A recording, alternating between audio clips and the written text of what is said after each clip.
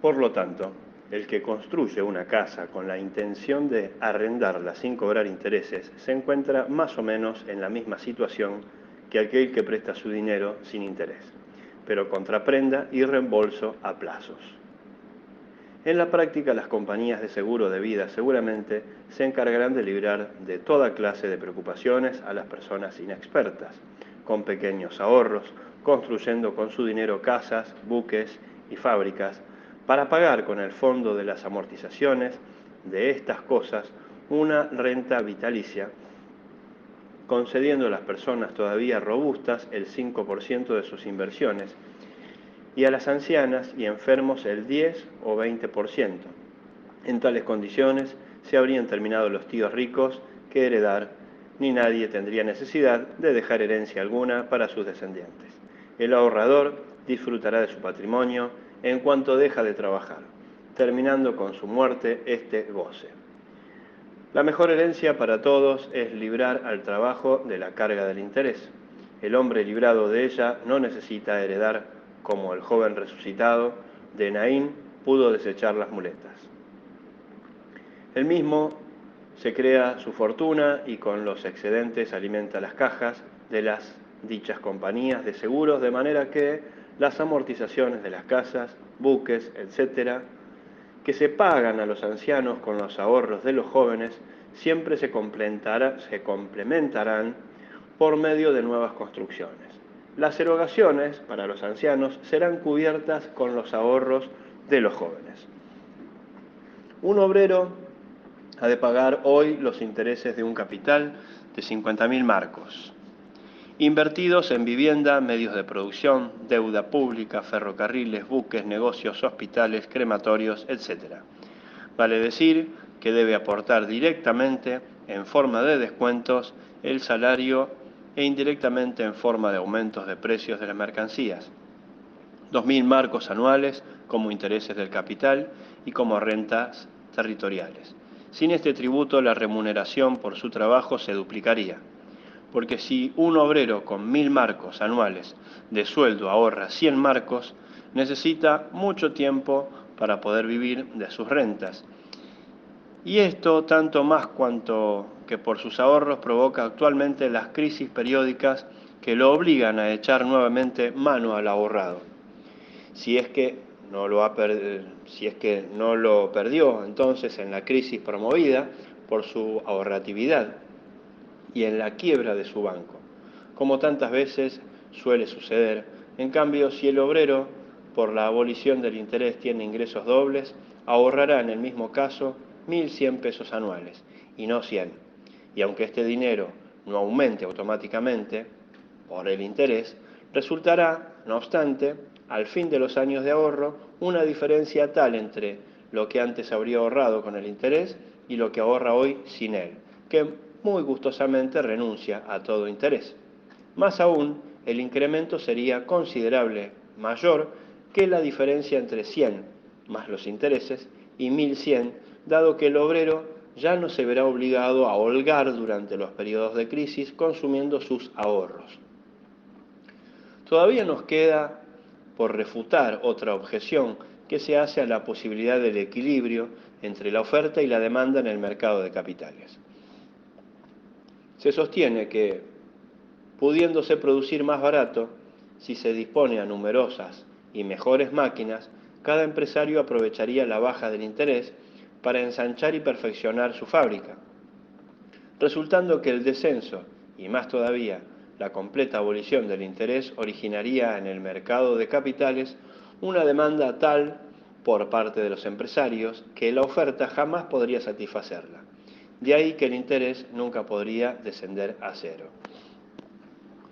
Konrad Otto dice: el interés no puede desaparecer por completo.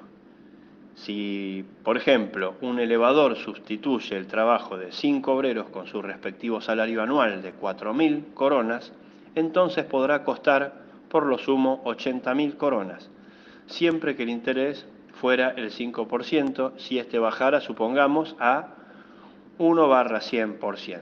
La instalación podría hacerse todavía con ventaja, aun cuando costara millones de coronas, si el interés bajara a cero o estuviera cerca de él.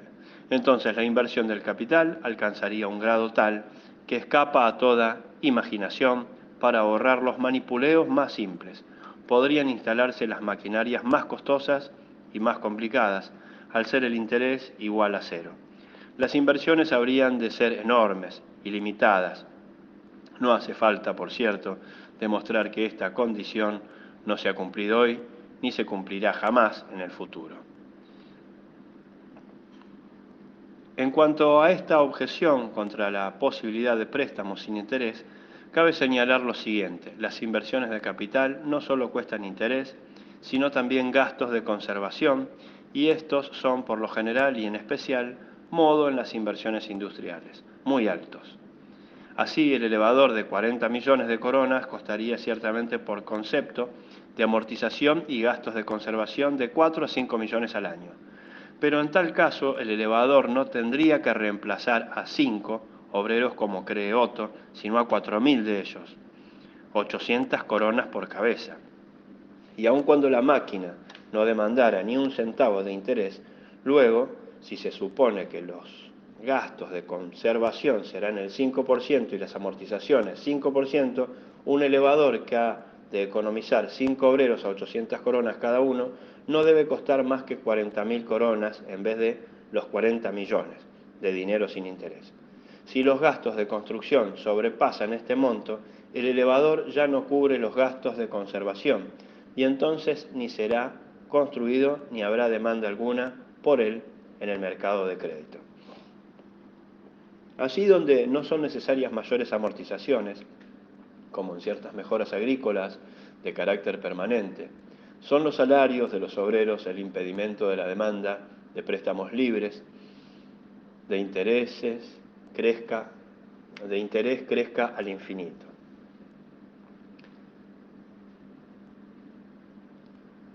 También en este caso se transforma el problema en una cuestión de renta territorial. Además, ninguna persona particular se dedicará a hacer volar rocas ni a talar bosques si el trabajo no le proporciona provecho alguno. Si construye una fábrica o un inquilinato, tiene la ventaja de que por medio de las amortizaciones anuales, las erogaciones le serán gradualmente reintegradas. Es en la esperanza de este reembolso que construye el inquilinato. Como se sabe, mortal quiere gozar él mismo de los frutos de su trabajo antes de morir. Y por eso solo puede emprender trabajos que se traducen en las amortizaciones. Si él y sus obras mantienen el paso de las amortizaciones, entonces habrá hecho sus cálculos con acierto, desde el punto de vista de la economía privada. Las obras de valor eterno no son para el individuo, que es mortal, sino para el pueblo, que es inmortal. La colectividad, que es eterna, cuenta con la eternidad y hace volar las rocas, aunque este trabajo no produzca ningún interés, ni se reembolsa por las amortizaciones. Aún moribundo, el viejo guardabosques fiscal sigue haciendo proyectos de mejora forestal. Tales obras incumben al Estado, pero éste las emprenderá solo en la medida que disponga de dinero libre de interés. Vemos, por lo tanto, que tales empresas no obstruyen el camino a la abolición del interés, sino que lo despejan. Quien ha formulado aquella objeción se habrá olvidado también que si se trata simplemente de ensanchar una empresa, colocando por ejemplo 10 tornos en lugar de 5 o 10 máquinas donde hasta ahora trabajaban 5, la ampliación no puede ser debidamente aprovechada sin el correspondiente aumento del número de trabajadores. La demanda de dinero para la ampliación de una fábrica significa por lo tanto un simultáneo aumento en la demanda de obreros, que por medio del alza de los salarios neutralizan el beneficio esperado por el empresario del ensanche de su establecimiento, del mero ensanche. No puede, pues, esperarse una ventaja especial de los préstamos libres de interés, y por eso la abolición no les fomentará en forma ilimitada. El límite está trazado por los salarios que los obreros piden y ellos son los únicos beneficiarios de la abolición del interés. Y esto es lo más natural. pues la relación entre el empresario y el obrero no se diferencian en el fondo de la relación existente entre los prestamistas y los prestatarios. Y es también a estos últimos a quienes beneficia el descenso del interés. El empresario no adquiere el trabajo a la jornada de trabajo, ni tampoco la fuerza de trabajo. Lo que compra y vende es el producto del trabajo y el precio que paga por él.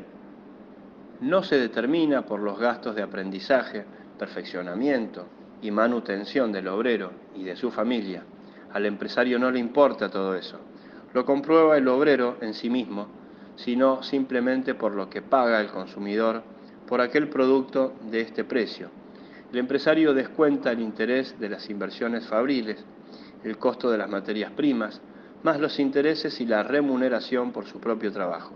El interés corresponde regularmente al interés básico. La remuneración del empresario está supeditada a la ley de la competencia, como cualquier otro sueldo, y en cuanto a la materia prima que elabora, procede en la misma forma como todo tendero con sus mercaderías. El empresario anticipa, pues, al obrero las máquinas y la materia prima, y del producto del obrero descuenta el respectivo interés. El saldo forma el llamado salario, que en el fondo no es otra cosa que el precio de la mercancía proporcionada por el obrero. Quiere decir que las fábricas en realidad no son otra cosa sino cosas de empeño entre un propietario de una casa de empeño y Krupp. No existen Krupp, K-R-U-P-P, no existe una diferencia de calidad sino de cantidad. Esta característica de un establecimiento se pone bien claramente en evidencia en el trabajo a destajo. Pero en el fondo cualquier salario es salario a destajo, ya que siempre se determina por el rendimiento que el empresario espera de cada obrero. Pero aparte de la simple extensión de las empresas, que aumenta la demanda de obreros, existe todavía la posibilidad de mejorar los medios de producción para producir más mercaderías con el mismo número de obreros. Un agricultor, por ejemplo, puede duplicar el número de los arados, pero entonces deberá duplicar también el número de sus peones. En cambio, si adquiere un arado a vapor, podrá cultivar la doble superficie sin aumentar el número de sus peones. Tales perfeccionamientos de los medios de producción, que hay que distinguir muy bien del simple aumento de ellos, son siempre buscados, porque al empresario le importa solo la ganancia líquida, y esta es tanto mayor cuanto mejores son los propios medios de trabajo comparados con los del competidor. De ahí la carrera de los empresarios tras el perfeccionamiento de los instrumentos de producción. De ahí la demanda de préstamos por parte de los empresarios que quieren demoler su anticuada fábrica, pero no tienen recursos suficientes para levantar una más moderna. Sin embargo, no se puede deducir de eso que la demanda de préstamos sin interés para el perfeccionamiento de los medios de trabajo sea en todo momento limitada y que por lo tanto la oferta jamás podrá cubrir la demanda ocasionada por la abolición del interés. Semejante deducción es equivocada, por cuanto el dinero necesario para la adquisición de instrumentos perfeccionados entra en juego recién en segundo término. Quien hace un cesto hace ciento. Quien hace un cesto hace ciento. Pero si se le ofrece dinero sin interés, con la condición de perfeccionar sus instrumentos de trabajo para obtener un mayor o mejor rendimiento con el mismo esfuerzo, quedará en contestar. Toda mejora de los medios de producción es el fruto de un trabajo mental, que no se puede adquirir como las papas a tanto por kilo. No es cuestión de pedirlo ni siquiera con el dinero más barato. Los ciudadanos podrían ganar muchos millones creando innovaciones susceptibles de ser patentadas, pero les falta para ello el ingenio. Podría ocurrir que dentro de 10 o 100 años los instrumentos de trabajo sean mejorados de manera tal que los obreros produzcan en general el doble, el quíntuple y hasta el décuplo. Y cada empresario le urgirá entonces a adquirir esos perfeccionamientos. Pero hoy por hoy los empresarios deben emplear las máquinas que les proporcionan nuestra actual técnica atrasada. Prescindamos de ello y supongamos que alguien inventara una máquina costosa con la cual pudiera cualquier persona duplicar su producción. Semejante invento causaría enseguida una enorme demanda de préstamos para conseguir la nueva máquina. Todo el mundo quisiera comprarla, deshaciéndose de la antigua. Y si antes teníamos préstamos sin interés, esta nueva gigantesca demanda haría reaparecer el tributo. Hasta podría alcanzar en las condiciones supuestas, que transformarían las maquinarias existentes en hierro viejo, una altura sin precedentes.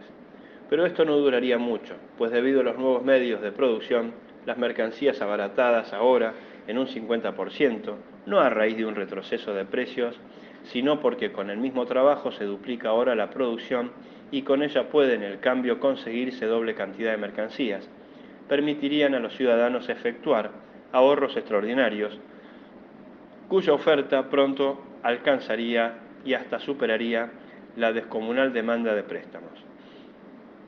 Se puede, entonces, sostener que toda demanda de préstamos destinada al perfeccionamiento de los medios de producción debe originar por sí misma una oferta para cubrirla con gran exceso.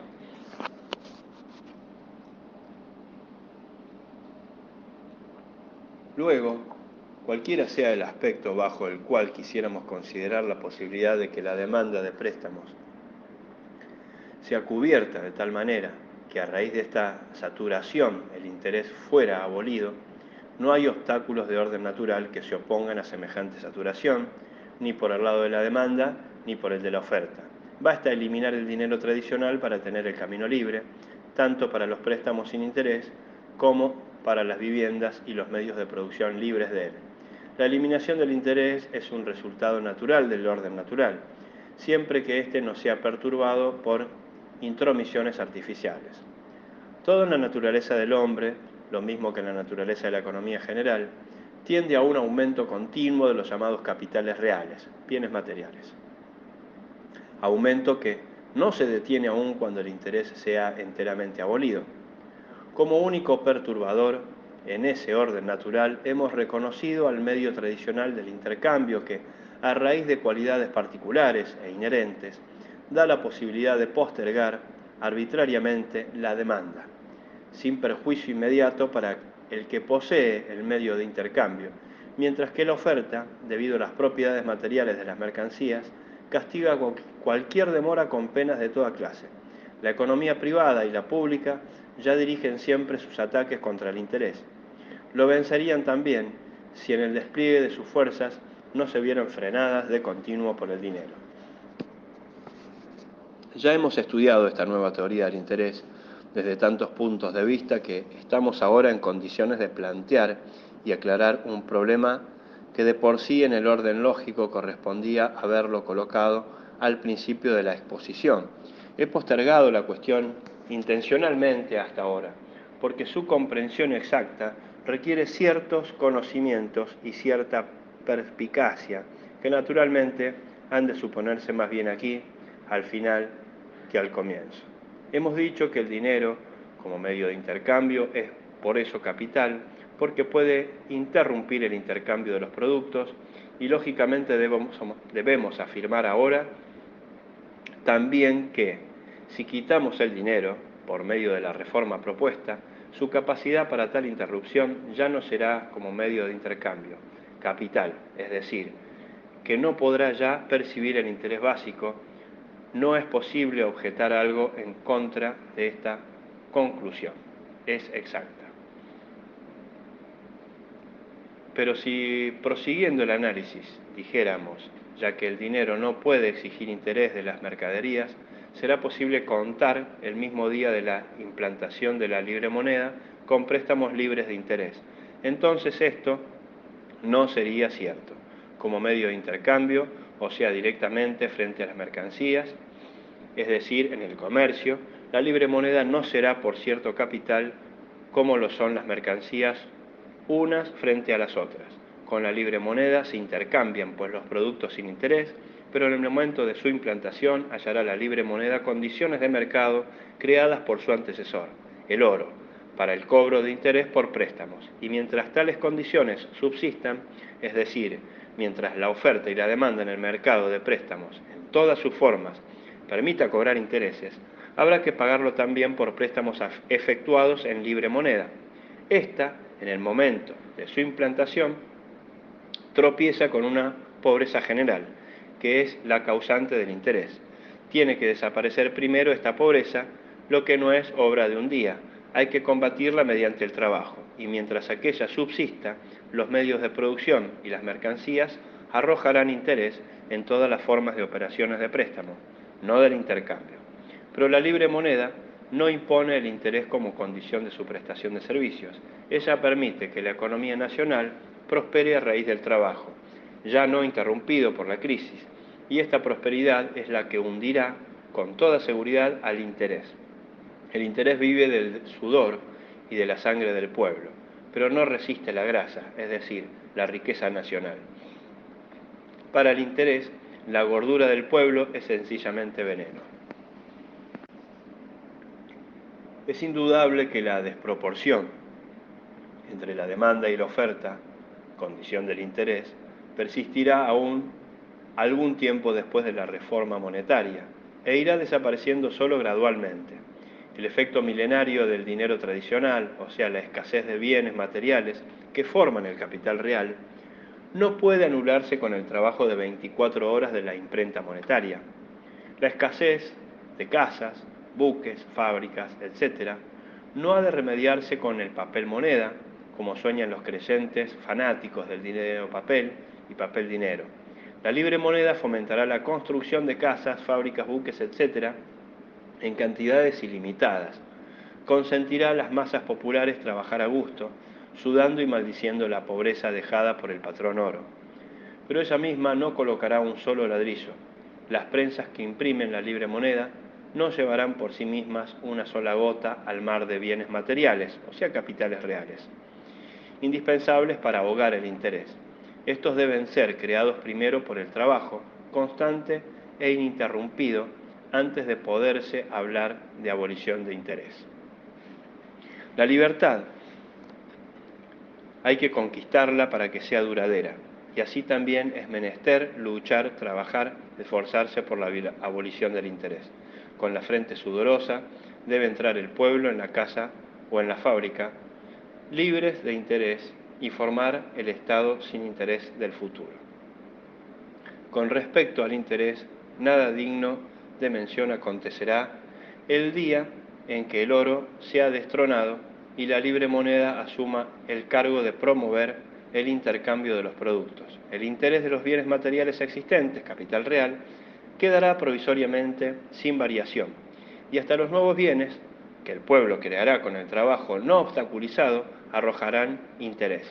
Por lo pronto, solo presionarán sobre la tasa, y eso en la medida en que crezca su cantidad. Si al lado de una ciudad como Berlín, Londres, París, etc., se levanta otra, más grande aún, entonces la oferta de viviendas cubrirá posiblemente la demanda, haciendo bajar su renta a cero. Por supuesto que mientras los capitales reales arrojen aún interés y sea posible comprar con dinero mercancías que se dejan aunar para formar nuevos capitales reales que rindan interés, entonces quien necesita un préstamo en dinero habrá de pagar por él un interés igual al que produce el capital real. Y eso naturalmente de acuerdo con la ley de la competencia. Los préstamos en libre moneda deberán, pues, producir intereses en tanto lo hagan los capitales reales. Como estos, que son reducidos en cantidad a causa del dinero tradicional, seguirán siendo durante algún tiempo capital.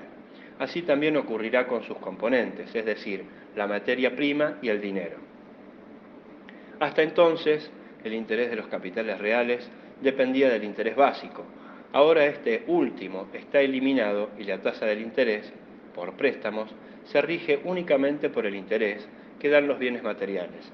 Se pagará, pues, en los préstamos por dinero el interés, no porque la moneda pueda imponer tal tributo a las mercaderías, sino porque la demanda por préstamos excede aún a la oferta. El interés básico no era interés de préstamos. El cambio de dinero por mercancías y el tributo percibido, en tal caso, no tenían nada que ver con el préstamo. Por eso el interés básico no fue tampoco determinado por la demanda y oferta, el productor daba su mercancía a cambio de dinero, hacía una operación de canje y el interés básico se cobraba porque estaba el arbitrio del poseedor de dinero consentir o prohibir la transacción.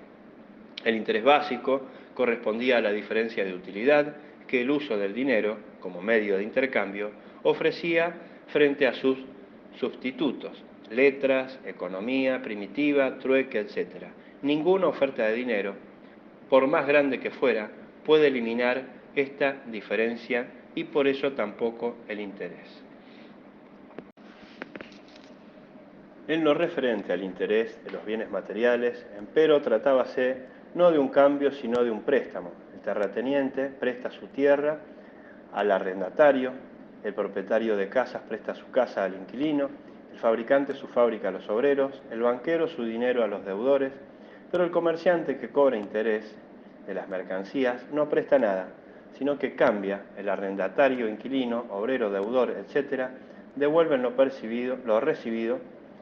El comerciante obtiene por su dinero algo muy diferente del dinero, por eso el cambio no tiene nada que ver con los préstamos. Y por eso también el interés básico está influenciado por factores muy diferentes al interés de los bienes materiales.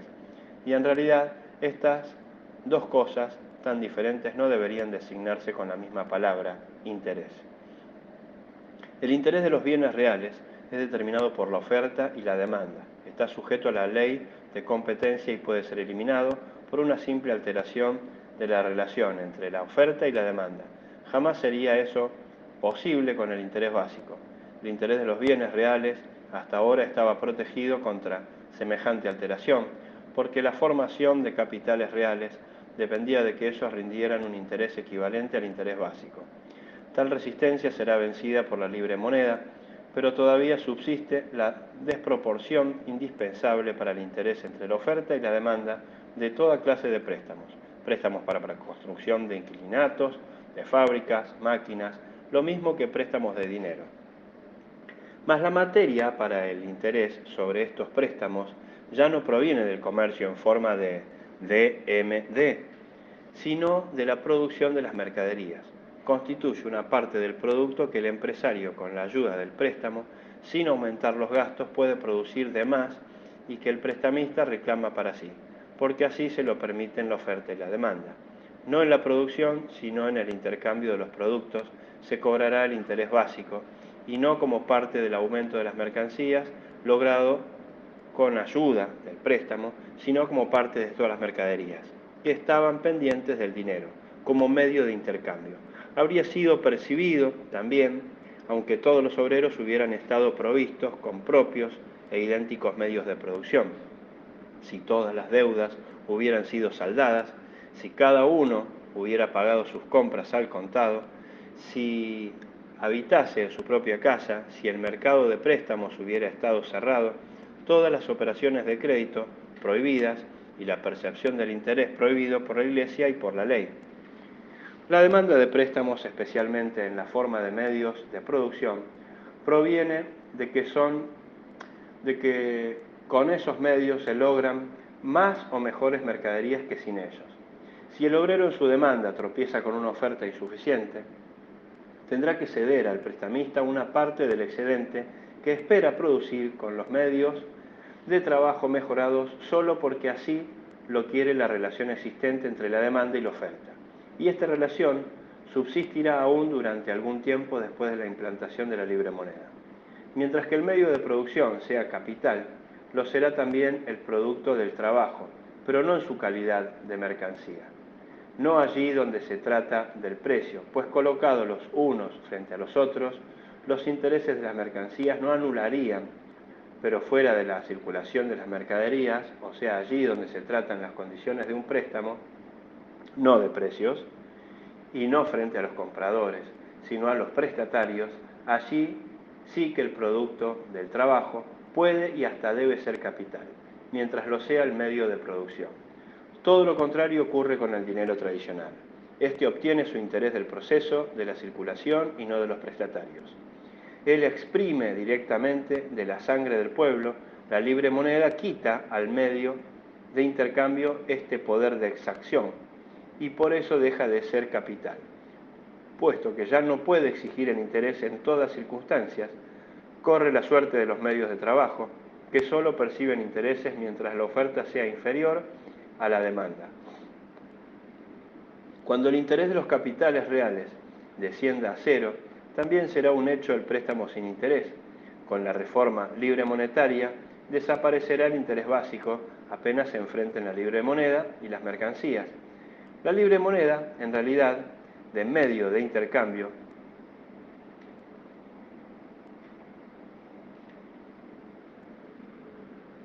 está al mismo nivel que las mercancías. Es como poner la papa de medio de intercambio entre hierro y trigo. ¿Es posible imaginar que la papa perciba interés del trigo o de hierro? Pero aunque el interés básico desaparezca al regir la libre moneda, no hay ninguna razón para suponer la inmediata desaparición del interés de los préstamos. La libre moneda despejará el camino a los préstamos sin interés, más no puede hacer. Aquí está, en esta distinción entre el interés básico y el interés que prestamos, converge como en un foco todo cuanto hemos dicho hasta ahora sobre el primero. Este se había ocultado hasta la fecha, detrás del interés, común de préstamos, su creación. Cuando el comerciante contrae un préstamo, cargando el interés correspondiente como gastos generales al precio de las mercancías, entonces se trata, decíase hasta el presente, de un interés de préstamo porque el comerciante anticipa dinero a la mercancía, vale decir que le hace un préstamo y los productores de las mercaderías pagan el interés del mismo. Tal fue la explicación del asunto, se comprende que el error de esta deducción no escapará tan solo a los pensadores superficiales, la apariencia engaña mucho en este caso, hay que fijarse bien para descubrir que el interés que ha pagado el comerciante por el dinero prestado no es el punto de partida, sino el final de toda la operación. El comerciante recauda en el precio de las mercancías el interés básico del dinero prestado y puesto que no le pertenece y no lo entrega el capitalista, actúa, en este caso, solo como simple cajero del prestamista. Si hubiera sido su propio dinero, habría cobrado igualmente el interés básico, pero para sí mismo, y entonces, ¿a dónde quedaría el préstamo? Porque tratándose de un préstamo, la presentación y su amortización están separados por el tiempo y según este se rige la tasa del interés. Pero en el intercambio de dinero por mercancía, donde se percibe el interés básico, la prestación y la amortización coinciden absolutamente en el tiempo. El préstamo deja acreedores y deudores. Del intercambio no queda nada. Uno va a la tienda, compra, paga, se retira y toda la transacción ha concluido. Cada cual da y recibe en el acto lo que desea. ¿Dónde estaría aquí el préstamo? De este se habla cuando hay necesidades, penurias, deudas, etc. Y en todo caso, ante la imposibilidad de pagar en el acto, lo que uno desea adquirir. El que compra pan al fiado, porque no puede pagarlo al contado, obtiene un préstamo y paga el interés en el precio más elevado. Pero cuando un campesino lleva al mercado un carro cargado de cerdos para cambiarlos por dineros, no se le puede tachar, por cierto, de hombre endeudado o menesteroso. El prestamista da de su abundancia y el prestatario toma por necesidad. Pero en la operación de intercambio cada una de las partes tiene al propio tiempo abundancia y escasez. Escasez de lo que desea y abundancia de lo que ofrece. Luego, el interés básico no tiene ninguna afinidad con el interés del préstamo. Aquel es, como se ha dicho, ya un tributo, un impuesto, un robo. Es todo menos una retribución por un préstamo. El interés básico es un fenómeno sui generis, que ha de ser considerado separadamente como un concepto económico fundamental. El comerciante está dispuesto a pagar interés por un préstamo porque sabe que lo recuperará en la venta de las mercancías. Si el interés básico desaparece, si el dinero pierde la capacidad de percibirlo, el comerciante ya no podrá tampoco ofrecer interés alguno por un préstamo que necesita para comprar sus mercancías. Conviene de nuevo la comparación con el trueque. Por este medio los productos se cambiaban recíprocamente sin interés, pero si alguien demandaba una mercancía, no en cambio, sino en préstamo, entonces solo dependía de la relación existente entre la oferta y la demanda de préstamos para determinar si, en general, debía pagarse interés y cuánto. Si era posible alquilar una casa a mayor precio que el importe de las amortizaciones, era entonces lógico que alguien alquilaba una casa en sus componentes, en forma de un préstamo en madera, cal, hierro, etc. Había que pagar también interés por ella. Las numerosas repeticiones en este capítulo han sido necesarias para evitar el peligro de que el interés básico sea confundido con el interés del préstamo. Pie de página. 1. En la Argentina, por ejemplo, en los años de crisis de 1890 a 1895, podíase habitar gratuitamente en las casas más lujosas de La Plata. Los propietarios ni siquiera percibían los gastos de su conservación.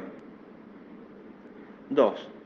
The Economic Problem by Michael Feuerstein, Xenia, Estados Unidos de América, 1910. 3.